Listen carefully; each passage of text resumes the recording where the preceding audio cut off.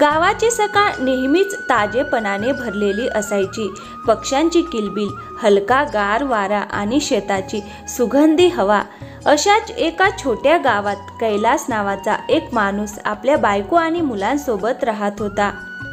कैलास शेतात शेतीचं काम करत होता, पण काही काळापासून त्याच्या शेतात काम काही खास चाललेलं नव्हतं. कळत नाही माझ्या शेताला अचानक कोणाची नजर लागली. काही काळापूर्वीपर्यंत तर माझ्या शेतात भरघोस पीक यायचं, पण आता अर्ध्या शेतातही पीक उगवत नाही. माझ्या शेजारीच काळूचं शेत आहे, त्याच्या शेतात मात्र छान पीक आलेलं आहे. कैलास घरी येऊन आपल्या बायकोशी बोलतो. अगं भाग्यवान, परत एकदा माझ्या शेतात असं काय झालं की पीक उगवायचं नावच घेत नाही. मलाही काही समजत नाहीये रे, पण आता खूप झालं.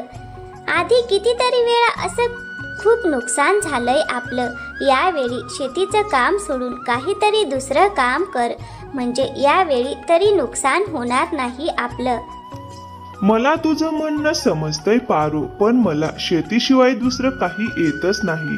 तूच आता सांग मी काय करू. आई मला खूप भूक लागली आहे, मला काहीतरी खायला दे ना.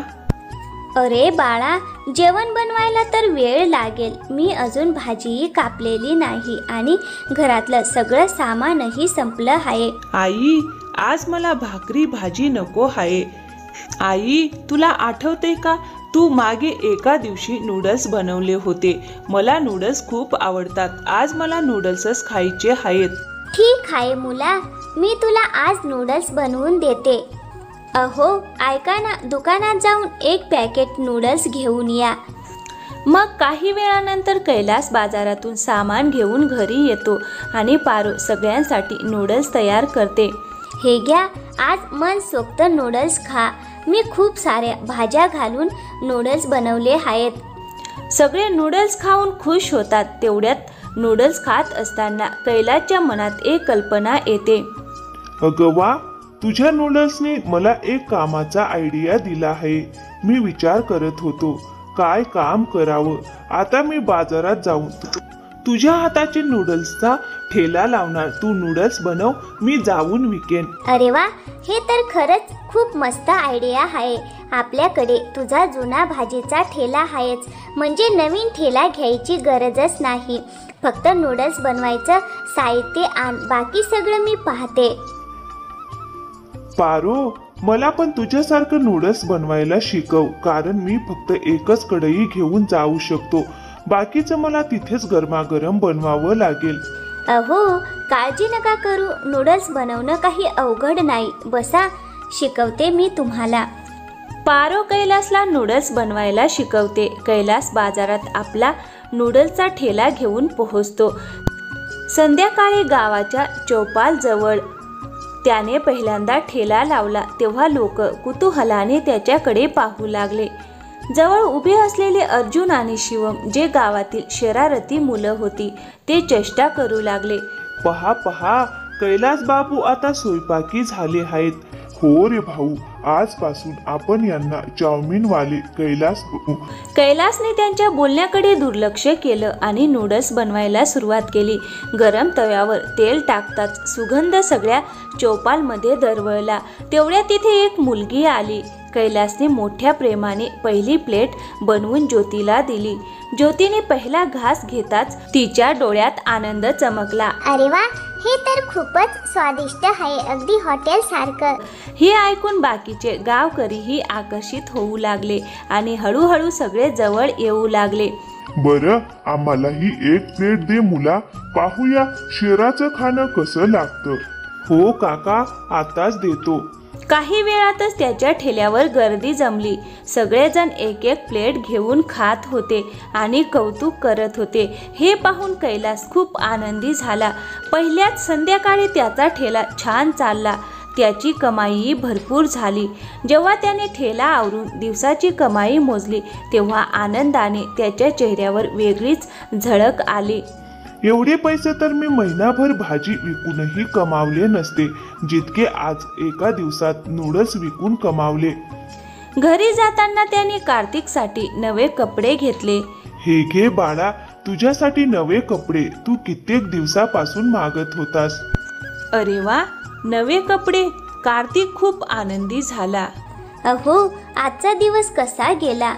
मग कैलाशने सर्व गोष्ट त्याच्या बायकोला सांगितली. हे ऐकून त्याची बायको खूप आनंदी झाली. मग दिवसेंदिवस त्यांची प्रगती होत गेली आणि कैलासने एक मोटरसायकल विकत घेतली. पण त्यांच्या शेजारचा काळू त्यांच्यावर खूप जळू लागला. अरे, ज्या दिवसापासून याने नूडल्स विकायला सुरुवात केली आहे तेव्हापासून हे लोक हवेतच उडत चाललेत. जर नूडल्सच्या धंद्यात इतकी कमाई आहे तर मीही उद्यापासून नूडल्स विकणार. काळूनेही बाजारात आपला ठेला उघडला. पण त्याच्या हातचं नूडल्स तसं चविष्ट नव्हतं जसं कैलासची बायको पारूच्या हातचं होतं.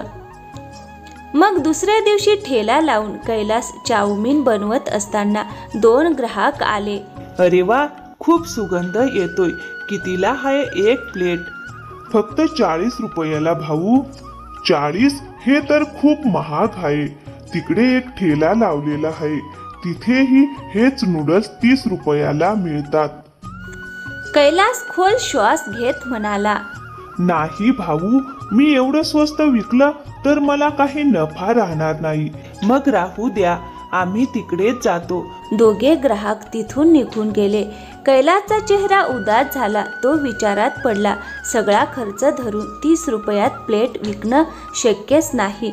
नक्की काहीतरी मिलावट करत असेल. तेवढ्यात त्याचे जुने परिचित रामप्रसाद काका आले. कैलास मुला, तिकडे बघ, त्याच्या ठेल्यावर किती गर्दी आहे आणि तुझ्याकडे कुणीच नाही. काका, तो माझ्यापेक्षा स्वस्तात प्लेट विकतोय, त्यामुळे सगळे त्याच्याकडे जातायत. मुला, धंदा करायचा असेल तर काहीतरी नवीन करावं लागतं, नाहीतर गर्दी नेहमी स्वस्त ठिकाणीच जाते. असे सांगून काका तिथून निघून गेले. कैलासही उदास मनाने घरी आला. अरे, आज एवढ्या लवकर कसे आलात. एवढ्या लवकर सगळं विकून झालं का. अरे भाग्यवान, नाही, आज तर माझा धंदाच झाला नाही. आपला शेजारी काळू माझ्यापेक्षा स्वस्तात चाऊमीन विकतोय, सगळे त्याच्याकडेच जातायत. अरे, एवढं स्वस्तात कसं विकतो तो. नक्की स्वस्त आणि निकृष्ट सामान वापरत असेल. आता काय करू भाग्यवान, काही सुचत नाहीये. पारू थोडा विचार करून म्हणाली, अहो, काळजी नका करू. तुम्ही उद्यापासून चिकन नूडल्स विकायला सुरुवात करा. चिकन नूडल्सचं नाव ऐकताच सगळे तुमच्या ठेल्याकडे येतील. वा, हे तर खरंच काहीतरी नवीन आहे. मग दुसऱ्या दिवशी दोघं मिळून चिकन नूडल्स बनवू लागतात. कैलास चौपालवर ठेला लावतो. चिकन चाऊमीन बनवताना त्याचा सुगंध सगळीकडे दरवळतो. तेवढ्यात तेच दोघं ग्राहक परत आले. अरे भाऊ, आज तर ठेल्यावर काहीतरी वेगळंच दिसतंय. काय नवीन बनवलंय? हो, आज चिकन नूडल्स बनवलंय. अरे वा, कितीला एक प्लेट आहे. आजसाठी फक्त 30 रुपये, उद्यापासून 50 रुपये. अरे, एवढं महाग? आज खाऊन बघा, मग ठरवा उद्या यायचं की नाही. कैलासने दोघांसाठी गरमागरम मसालेदार चिकन नूडल्स बनवले. त्यांनी पहिला घास घेताच त्यांच्या डोळ्यात चमक आली. अरे वा, ही तर कमालची चव आहे. खरं सांगू, एवढे स्वादिष्ट नूडल्स आम्ही कधीच खाल्ले नाहीत. आणि हा चिकन तर सगळ्यात चवीला 4 चांद लावतोय. त्यांनी प्लेट चाटून संपवली आणि समाधानाने म्हणाले, भाऊ, आम्ही तर रोज इथेच येणार. हे ऐकून कैलास खूप आनंदी झाला. काही वेळातच तिथे मोठी गर्दी जमली. लहानांपासून मोठ्यापर्यंत सगळे चिकन नूडल्सची चव चाखायला आले.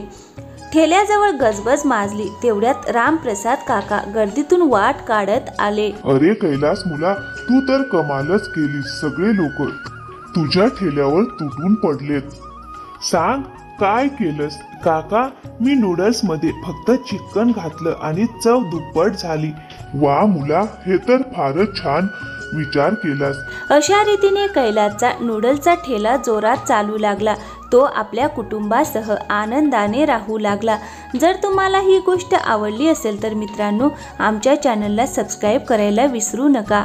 अशाच नवनवीन गोष्टी पाहण्यासाठी आमच्या चॅनलला सबस्क्राईब नक्की करा. थँक्यू, धन्यवाद.